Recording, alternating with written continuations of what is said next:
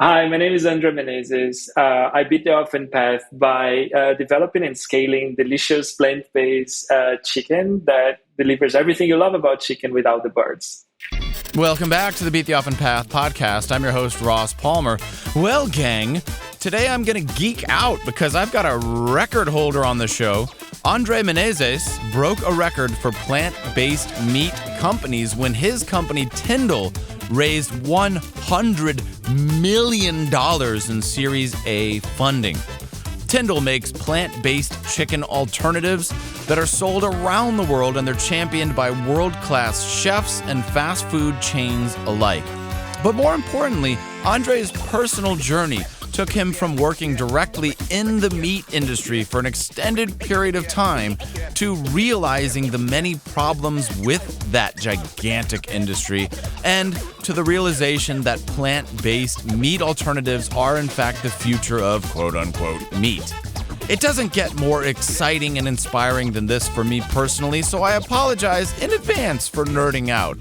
Here's Andre Menezes, CEO and founder of Next Gen Foods and TiNDLE. It is an absolute honor and a pleasure to have you here because you have achieved some absolutely remarkable things. Before we jump into that, though, I have to say, what is it with your lawyers and using the word chicken? Is that cool nowadays? Can we say that? That's a great question, and indeed we get a lot of questions like why do we even call it chicken, right, and so on. But the reason why we do that and how we see it, it's on purpose. We are trying to make the people understand and believe and challenge the paradigm that what you love about chicken as food, it's not the fact that it comes from birds. What you love about chicken as an ingredient is the texture, the taste, and everything you can deal with. And if you think about it, all of us meat lovers who love chicken as an experience, we don't really like the way it's produced, but we shut our eyes and we don't want to see it. We love that ingredient. So by using the word chicken, we're basically celebrating those aspects of the ingredient and being very clear, though, that we do that without the birds. Basically separating that chain, and that's how we do it. And there is a reason. The reason is that's the reason why we do that. That assimilation. Well, it brings up a fascinating philosophical concept, which we'll cover in just a moment. But first, have you seen the original Matrix, the 1999 Matrix movie? Yes, absolutely. So one of my favorite scenes in there is that they couldn't figure out what chicken, the robots couldn't figure out what chicken tasted like, which is why it tastes like everything. That's one of my favorite little lines in there because the machines couldn't figure out what chicken was supposed to taste like. And I think both that and a combination of what you just said illustrate perhaps the future of food and meat, quote unquote, which I think I personally believe in. This is going to get a lot of flack in general, but I personally believe that your idea is the future and that your idea is right. I think that these terms like chicken, beef, meat in general, they're going to take on different meanings because at the end of the day, it's not that you killed an animal that is what people love. It is the taste of something. It is the perceived health benefits of something. Because if I'm a meat eater and I eat chicken, I do it because I want protein and I want to build muscle for cheap. I want to feed my family. I do it because it tastes good and I like the texture. All of those things that you described, that's what we actually love. I doubt that there's anybody other than a truly sick freak on this planet who actually enjoys the fact that it comes from killing an animal. I could be wrong. Maybe I'm giving humanity the benefit of the doubt here. But that's what I think. Do you agree with that belief? Absolutely, Ross, and that's to me was a bit of my journey. I spent over 7 years in the meat industry, everything from production, exports, imports, distribution, and despite being a meat lover and doing meat business, I realized that every time I was in visiting a slaughterhouse, which I had to do obviously plenty, right? I felt like I didn't crave meat, the meat that I love. I was not craving it for the next few days, right? Never became vegetarian on that occasion on visiting a plant, but to me, we started just being a point like something's wrong. When I visit a cookie factory, a pizza factory, I crave that cookie. I want to take it off the line. When I go to a slaughterhouse, it doesn't matter how much I love meat. I just feel like I don't want to eat it. That smell, that everything that comes with it, you don't want it. And to me, this is when I realize how we separate everything you just described, the nutritional, the benefits, the taste, and the texture from the way it's produced. And then the question comes, is there a better way? Right? I'm a car guy. So a similar story, you want to move from A to B, right? It doesn't mean it needs to be on a horse if you have a better option, right? We forget the fact that until, like, I'm here in Chicago, as I told you, until 1800, late 1800s, the streets were full of manure from horses pulling carriages around. And people would not give up horses, obviously, because that was what transportation was about. Motorcycles and cars came and evolved and took this off. That's the same thing we believe it's happening right now for food. Yeah, I completely agree. And you brought up another interesting point. I used to watch this show called How It's Made. I used to love that as a kid, where they show you factories and how bowling balls are made, but sometimes how food is made. And there was also a show called Unwrapped with Mark Summers that did the same thing. I used to love watching those things, cooking shows, the kind of chefs that now feature your product. Food Network. And I watched an episode where they make these, I think it was Hostess, the brand, those little fruit pies. It's just a little circle and they flip it over and make a fruit pie. They're very cheap. When I was growing up, they were probably 30 cents in the grocery store. Very, very cheap. And as a kid, I watched this and I had $1, maybe $2. And I was so inspired by how appetizing that fruit pie looked that I got on my bike and I rode to the grocery store about a mile away and I bought some of those fruit pies and I came home and I opened one up only to discover that they were terrible. It was awful. But the point is this, that seeing how it was made was appetizing to me. It made me want that thing. And a slaughterhouse, obviously, the food, anything in the food industry, sometimes there's videos floating around. This is how hot dogs are made. Here's the inside of a McDonald's factory. Here's where they just spray all of this meat with antibiotics and all of these things, which is itself another concern. When you watch that, you don't want to go out and buy a hot dog. You don't want to go buy those products. And you bring up a very interesting point that separation is something that most human beings who aren't in your position of having to be at a slaughterhouse, they separate those two things. They put a huge wall in between those two, and they say food and enjoyment is over here, barbecue is over here, living my best life is over here. I don't want to think about how it's made. I don't want to dedicate a moment of thought to where it comes from, because deep down, they know that to do that would be to acknowledge something that's so painful that it might make them change their views over here. That's the way I see it. And you're absolutely right. And it's interesting because if you look at everything, the way we communicate and the way we position and, the way we serve the product performance, it's never about pushing you as a consumer to a guilty trip. That's not what we want. It does not work. Food is enjoyment. It's emotional. Yeah. It's social. It's so intimate. And then times is the best moment of your day. You stop to have a great meal with someone you love. And when you're traveling, those are part of the traveling memories.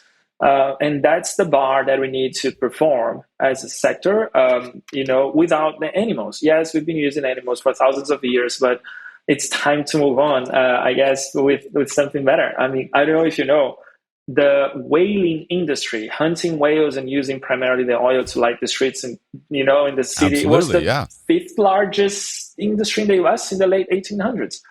No one is mourning the death of the whaling industry. It's the streets are well lit, electricity, amazing. That's great, right? That's time to move on the food side as well. Yeah, and it's going to take us some time to wrap our head around it, but it's easy to imagine that future generations will eat again chicken, beef, all of these things, and it just won't be the same thing. They won't know the difference because they're going to places like Veggie Grill where your products are now sold, so super great. But I agree, because it's such an emotional thing for people, it's like religion. It's internalized. People, it's very deep, and anybody who has ever tried to convince anybody ever to be vegan or vegetarian has an impossible time of it. It's almost impossible to do because people associate these moments with the best moments of their life. Barbecuing with my family is the most enjoyable thing for me in the summer. I've had a rough day. I want a good meal. These are really, really powerful moments of joy in our day, in our year. Thanksgiving, a ritual, Christmas, a ritual. These are beautiful moments. And when you tell somebody, we shouldn't do this anymore, the message that they receive, in my experience, is, I'm going to remove joy from your life. I'm going to make your life miserable, and I'm going to take away the very things that make you human. That's why I think what you have done is so profound, because A, you're focusing on pulling people towards something instead of pushing them away from it, which I totally agree with. But it's also profound because you have built a very large business. You have hit all of the metrics of a successful startup or new venture, doing something that is also good. And I feel that a lot of people separate that too. It's, I just want to make the most money I possibly can. Who cares how I make it? And you said, no, we can do both. We can build a successful company around something that is also better. That's why I'm just blown away by what you've done. You've proven it. That's a great point. And that's the second portion of that story, right? One story was that ingredient, questioning how the ingredient is produced and what we really like about meat versus getting all of these from plants. That's one side of the story. The other story, as I was running a meat distribution company after 7 years in the meat industry, and I'm an engineer as a background, so I was shocked, and I worked with investment as well. When I combined that engineering mindset, looking at how much resources we need to push into a system, the business financial investment angle, saying like, how does the P&L adds up and what are the trends, and looking at all the meat industry, how the resources are utilized, like so inherently inefficiency given the conversion of food animal, right? And so many steps you have to take, transport, and you have loss of animals and deaths and all that on the way. To me, the question was like, as a business, that doesn't make sense. So there is this false dilemma between, as you said, like you either do something sustainable or you do something profitable, and that may be caused by real, short-term pain points. Because if you're starting something new that's more sustainable, a new way of doing it, the scale is not there yet. It's likely that's not going to be profitable, obviously. But fundamentally, what we're doing is using much less resources than the meat industry using animal would. So in the long term, if you put it side by side, scale by scale, we are making something that can be potentially cheaper, more profitable, better, and bigger. That's as simple as that. So to me, sustainability is not about just doing something nice, more expensive. It's about utilizing less resources. As long as resources are not for free, and usually they're not, that also tends to be economically more feasible. That's a great point. And I have heard from a criticism from people who love meat, who are meat eaters. It's floating around the internet that it's not sustainable somehow. If everybody in the world didn't eat meat, that would be a problem. Do you agree with that premise, or is that something that's been totally debunked at this point? I frankly, I've seen many angles coming from that, right? And one of them is basically because you are basically effectively taking out all the farmers doing meat and so many jobs. And this is one of the strongest points that people would attack. But again, I would just go back to the whaling industry, or, people who are building transport buses being pulled by horses. No one is really mourning the death of that industry. People move on, you get better, you do something better. And I don't think that angle is an angle that personally worries me. But I think more importantly is, instead of being trapped into a binary, the meat industry will die or it will not, it will prevail.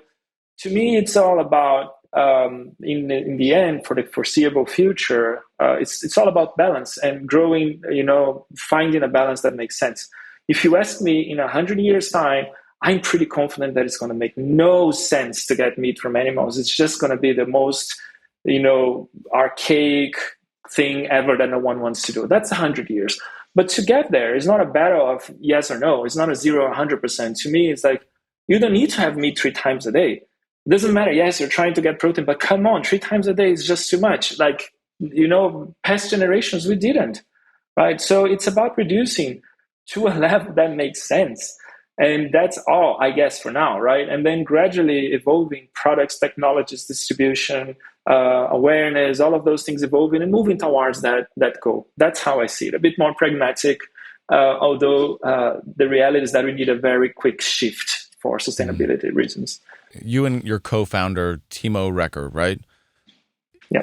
Am I correct in thinking that he was a 3rd generation meat family or more. He's a multi-generational meat producing family. What's Timo's story? Because that's such a compelling arc for both of you.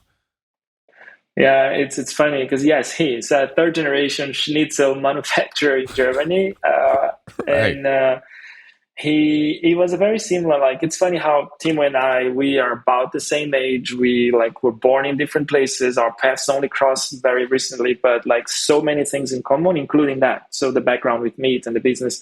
And what happened to him is that his father was running, his father was a second generation, was running this Schnitzel manufacturing company in Germany.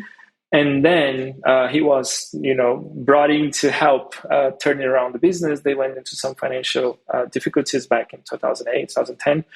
And then he went in and said, look, I love all of that. I love the schnitzel. But the same thing when he went to the farms, to the factory farms and slaughterhouses, they're like, I don't like the way this is made. I don't want to be part of that. This is not the future. This is archaic. How can I make it again, same, the protein, the content, the fiber, everything without the animals. And then he started studying, and that's how he created his first venture, which was called Like Meat. That became a brand that's now sold primarily in Germany, very successful, but he exited and sold it to the Live Kindly Collective back in 2020.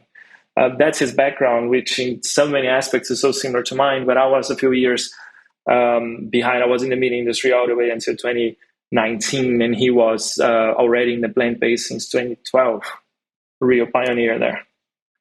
Okay, and you didn't go straight from the meat industry to TiNDLE. You did some other stops along the way, and I think I saw you worked on Impossible Foods as well. What's the story there?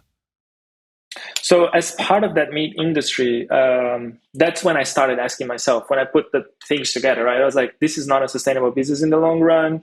This is not a sustainable way of producing food in the long run, but people still crave meat. And I started looking around the world. I traveled the world. I was still in the meat industry, so I was doing meat distribution, the largest meat distribution company in Singapore. And then I started traveling around the world to try every single product you can imagine. And as a meat lover, they would have to meet my bar. So while I was still at the meat industry, I started looking at plant-based as the future of that business and the future of the planet. And then I decided to bring some of the products into Singapore, the ones that actually made my bar, right?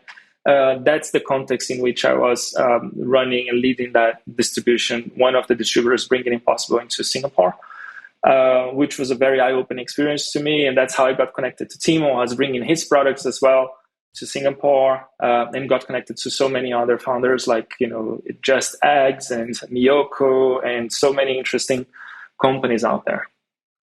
And was Impossible the first one that met the bar that you had? Was that the first one, the aha moment for you? It was. It was definitely. I had tried many things until then, and basically declined because I was offered as a distributor to bring them in, right? And I have declined so many products back then until that moment when I tried. I was like, okay, that can actually meet the bar that I was looking for as a meat lover back then. And then that was the first time. But then I started looking around and seeing, I started learning about even oat milk back then and, trying more things and learning more about the sector. Yeah. So when you thought about creating your own business, was it more, I see a business opportunity here, or was it more this other thing is wrong, or was it both of those forces combining? How did you make the personal decision to go all in on this? It was a combination and definitely not an easy choice. I was in a very comfortable and very safe position and, everything going well, super well in the career, growing very well, 29 years old, running a business there. And then, very successful on that front. And I had literally was just growing my career around the globe. And there was no push from any angle to do any move. So that made it harder as a bar, right? But I decided that I was too driven and too young to not try to create an impact, to do something that is obviously harder. And when I say harder, it's not so much about only creating the business. I have already started business before and still running. My father actually runs the business that I helped starting back then.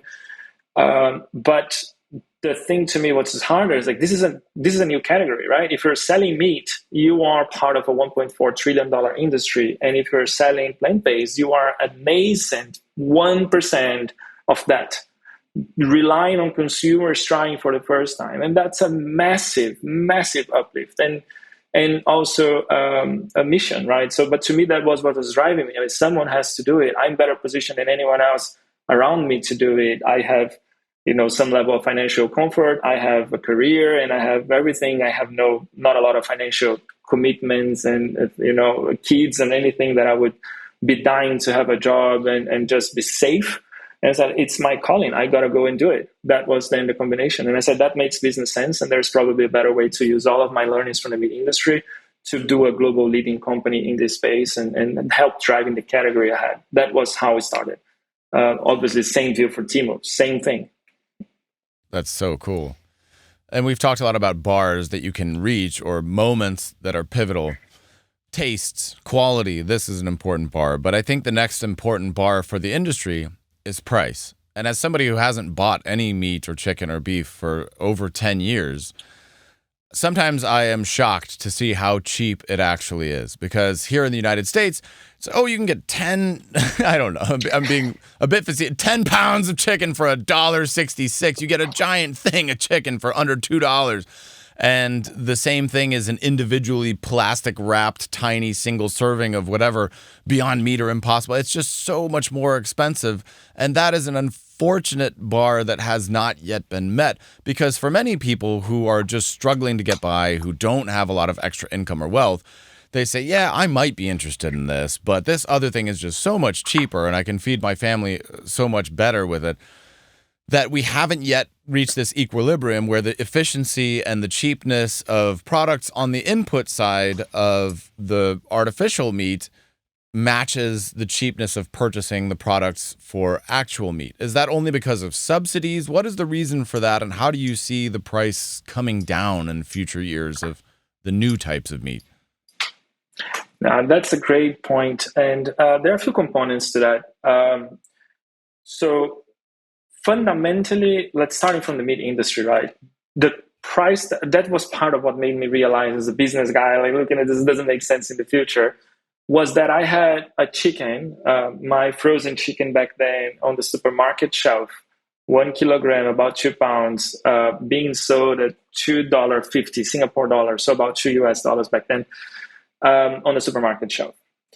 Right beside it, in the same freezer, and that chicken was coming from Brazil after growing for like 38 days and being fed and transported clean and everything you can imagine, a lot of work transported around the world, $2.50 on a supermarket shelf. Side by side, there was a nice block from Malaysia, an ice pack from Malaysia, which is like neighboring to Singapore, not expensive to produce things there, using water from the river, filter, obviously, but just freezing that water and bringing to the same supermarket, like maybe 15 miles from source, 20 miles, I don't know, same price. Right. And I was like, how does that make sense? And I started digging, it's like, it doesn't, right? So one side of this equation is the fact that meat industry will necessarily have increasing price over time. And that will come from natural things we're seeing. It will come from water shortage and water being effectively charged. Today, it's simply not. You can take millions of pounds of water outside of the US or Brazil, which are exporters, in the shape of produce or chickens, and there's no problem about it. No one is saying stop exporting water. But if you think about it, a chicken is 70% water. You are exporting 70% water out of the soil. And we were discussing, you were in LA, right? I think California right now, if I tell you that you are exporting so much water, you would say, not at all, we cannot do that, right? So one component will be the value, proper value of the chain that we're using, and that's going to drive the meat prices up. Necessarily, there will be scarcity, obviously, as population consumption grows. This is one side of the story. The other side is then, how can plant-based be cheaper than it is today? And it's still, obviously, as you said, more expensive, despite having already reduced so much. And here is where scale plays a very strong part. Fundamentally, it's more efficient to produce it. But, the company I used to work with was 8 million birds a day. you can dilute every single cost you can imagine in 8 million birds a day. There's no problem. Whereas if you are doing a plant-based that is a tiny, tiny amount, everything is not diluted, so the cost is higher due to the scale not being optimized. Simply a matter of volume coming up, that's going to come down. There's a bit of a, no pun intended, chicken and egg here. Well, volume drive prices, prices drive volumes, but I'm very confident that this is going to happen, as well as the meat prices are going to come up, as they are. It's already happening, right? If you look at the Netherlands, meat became more expensive, meat became more expensive than plant-based for the first time right now. This big topic in the last 2 weeks. Oh, that's fascinating. Yeah, I lived in the Netherlands for 8 years, so I have a strong connection with it. Good for them. I know they have other issues related to farming and chemicals right now. There's big topics with the farmers in Netherlands in general. But yeah, I think we all have had those moments. Anybody who's looked into this, it's just a reframing of things that we all know. Like, we export produce in California, and you say, well, you're actually exporting water. You say, oh, no, it's well, it contains a lot of water. It's the truth. It's just a different way of looking at it. And for me, 10 years ago, I was in a grocery store and I saw a can of corn for, let's say, $1. And then I saw a beef hamburger for $1.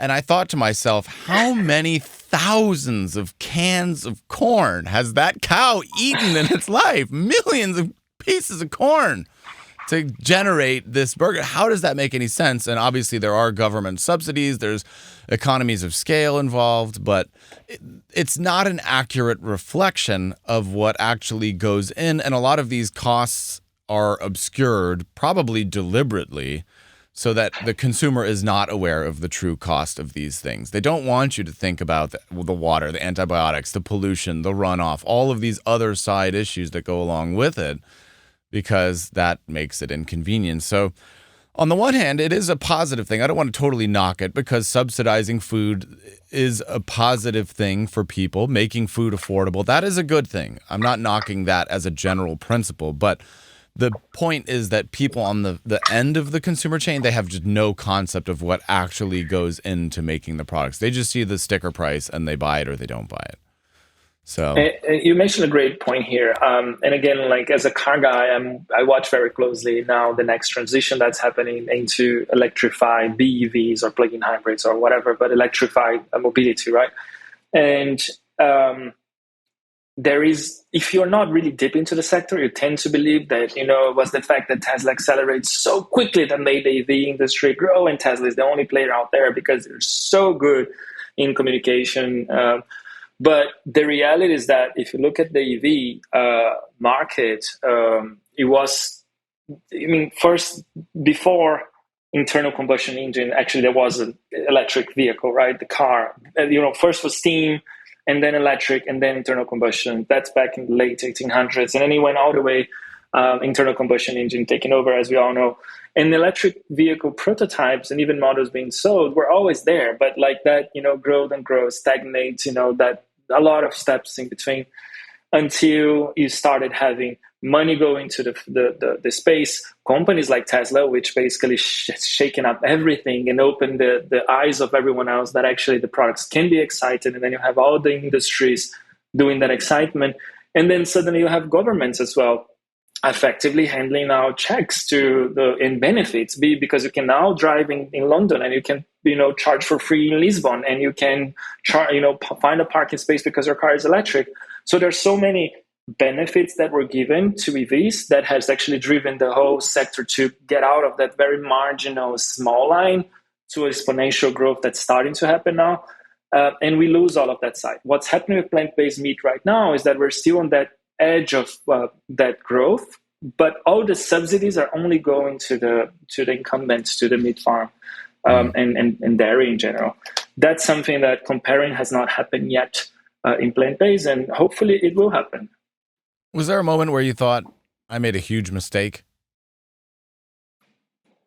In terms of like specific, never as a company. You made a huge. You said you were comfortable. You had a great job. You had a great career. Was there a moment after you took the leap where you thought, I made a huge mistake? What am I doing? That's a never. That's definitely a never. There was no moment that I questioned myself whether this was the right thing to do. That wasn't ever. But if you think about obviously as a company, and as we were doing A or B and taking routes A or B, then yes, we had mistakes and learnings and move on. Right? That was obviously very very normal. It is normal. Yeah. So, to that point, that's a great answer. I love that that's your honest answer here. How does it feel now being on the other side? How does it feel having shifted your priorities versus how it felt 10 years ago when you were in the middle of this other thing? Do you have a different passion for your career, for your life? Has your personal life changed? Do you feel happier? I was always like, I never had a linear career. So, like, I mean, I started my first company, I was 12 years old. I was always there, like, and then I started another one that it's owned by my father with two of his brothers. And, I brought it up to a level. So that passion was always there. And even when I went into bigger companies, that entrepreneurial drive was always there. And I was very lucky that I could always flourish, even inside those companies.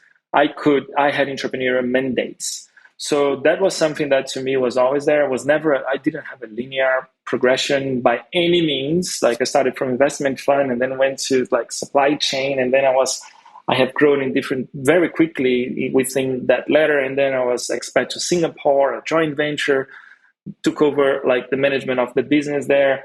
Nothing of that was normal. So I'm used to no normal linear path. I've never believed that was linear. Like I just can't. I'm not disciplined well enough to follow a rule or a road that someone tells me. I'm not. I like to develop my own path and always reevaluate everything. So on that angle, it didn't feel like never felt like oh my God, it's a massive difference. Personally, but it feels on a mission side, it feels so much better. Like it just feels that everything I'm doing, all the effort I'm doing is worth it. I'm not doing it for me. I'm doing it for a greater cause. And I'm trying to help, live in a better planet for the next generations, whereas just trying to get myself a fat salary, that I could get on a meat industry easily, right? Yeah. And do you think that that's a progression that a lot of smart people must make? Because as we grow through life, we must make a sort of progression. We have different values when we're 10, when we're 12, when we're 20, when we're 30, when we're 40. Do you think that it's a logical progression? Because when we're a kid, we have no concerns. We just want to have fun. We're largely shielded by our parents. We're taken care of. But then we come out into this world. We have to earn money. We do it by any means necessary. We just try to get a job or we try to do something that's going to pay us the most. Do you think that for intelligent people, the next logical progression is, okay, let's put money aside and focus on what is something bigger that we want to achieve versus just enriching ourselves?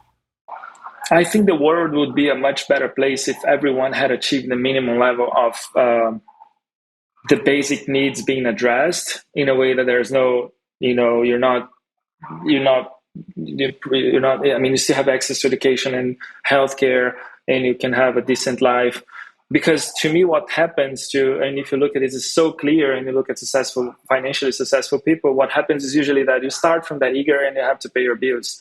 And then you wanted something better, and then you want a better house, a better car, a better something. And then you realize there will be a moment in which usually your expense just disconnects from your income, right? And then suddenly that was your driver in the beginning. You thought that was what you should go after.